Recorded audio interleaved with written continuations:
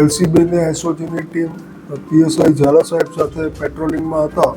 દરમિયાન મોરવા હડફ વિસ્તારમાં તેઓને એક હકીકત મળેલ કે કિસમ પાસે બનાવટી ભારતીય ચલણની નોટો છે, જે આધારે તેઓએ બાતમી હકીકત અન્વયે પંચો સાથે કાર્યવાહી કરી અને વોચ કરતા દરમિયાનમાં બાતમી હકીકતવાળો ઈસમ આવતા જે ઈસમને ઊભો રાખી પકડેલ અને તેની પ્રાથમિક પૂછપરછ કરતા તેનું નામ રઘુવીરસિંહ ઘોડ રહેવાસી મોરવાનો જણાતા તેની ઝડપી કરતાં તેની પાસેથી ભારતીય બનાવટી ચલણની કુલ 361 નોટો મળેલ છે, જે 1,80,500 રૂપિયાની થાય છે. જે બાબતે પ્રાથમિક જે નિષ્ણાતોના અભિપ્રાય લેવાના હોય છે તે અભિપ્રાય મેળવ્યા બાદ સદર ઈસમ વિરુદ્ધમાં મોરવા હડપ પોલીસ સ્ટેશન ખાતે બનાવટી ભારતીય ચલણની નોટો સાથે મળી આવેલ હોય જે અંગેનો ગુનો દાખલ કરાવેલ છે.